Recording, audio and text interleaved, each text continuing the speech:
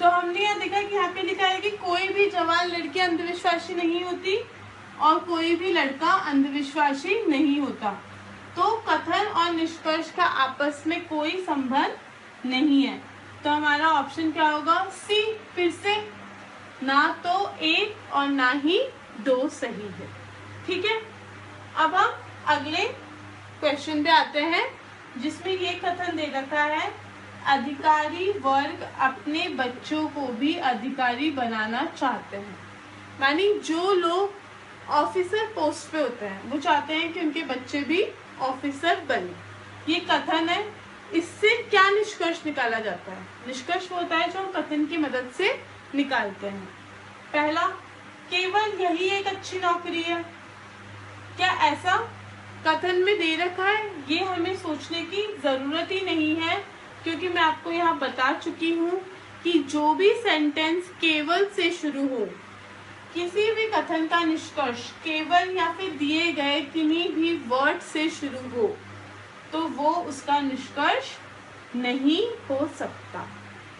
ठीक है, तो केवल यही एक अच्छी नौकरी है, अगर हमने देखा कि केवल इसलिए ये शुरू नहीं हो सकता। अगला है, हमेशा अधिकारी वर्ग अपने बच्चों को अधिकारी ही बनाना चाहते हैं।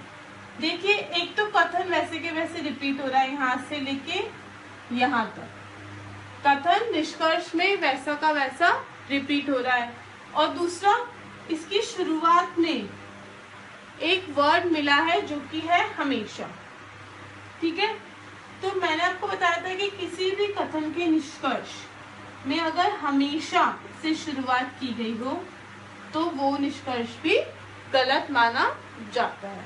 ठीक है, तो हमारा दूसरा भी सही नहीं है, तो इस हिसाब से हमारा पहला, फिर से इसका आंसर भी सी है। ठीक है, हम एक दो ऑप्शंस की, एक दो क्वेश्चन की और प्रैक्टिस कर लेते हैं आसान से।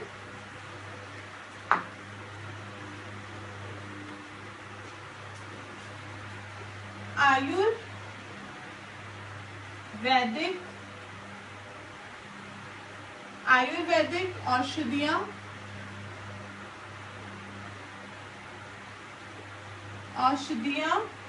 भारत में लोकप्रिय नहीं है।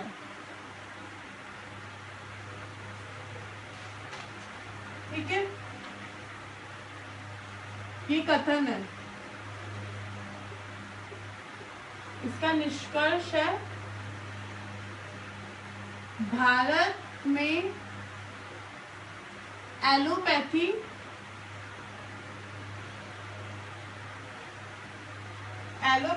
औषधियां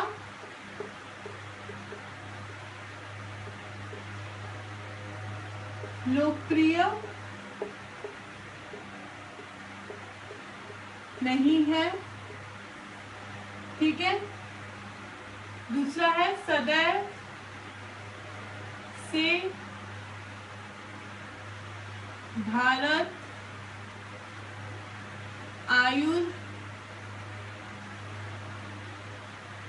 आयुर्वेद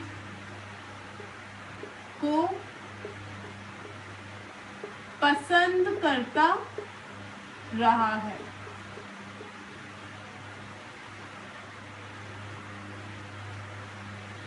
देखिए, फिर से यह है कि आयुर्वेदिक औषधियां भारत में लोकप्रिय नहीं है। ठीक है, इस कथन का क्या निष्कर्ष है? भारत में एलोपैथी औषधियां लोकप्रिय नहीं है। मानी पहले निष्कर्ष में तो आयुर्वेदिक औषधियों से रिलेटेड कुछ भी रिलेट किया ही नहीं गया, एलोपैथी औषधियों की बात की गई, तो हमारा पहला निष्कर्ष गलत है। दूसरा, सदैव से भारत आयुर्वेद को पसंद करता रहा है। सेंटेंस की शुरुआत फिर से सदैव से हुई है, अगर निष्कर्ष में सदैव है तो ये सेंटेंस सही नहीं माना जाता, तो इसमें भी सी आएगा। ठीक है, इस तरीके से आप लगातार कथन और निष्कर्ष की लगातार प्रैक्टिस करने से, उसे ठीक से समझने से कि कथन और निष्कर्ष के बीच में क्या संबंध है, क्या निष्कर्ष कथन से कोई संबंध रख रहा है, या कोई परिणाम आ रहा है, या पूर्व धारणा हो रही है। ये जानने से के लिए आपको कथन पे कंसंट्रेट करके पढ़ना होता है और निष्कर्ष को भी उसी कंसंट्रेशन से समझना होता है। अगर आप ऐसे कर लेते हैं तो आप इजीली क्वेश्चंस का आंसर दे सकते हैं। हमारे नए वीडियोस के लिए देखते रहिए और अगर आपको ये वीडियो पसंद आया तो प्लीज लाइक कीजिएगा। Thank you.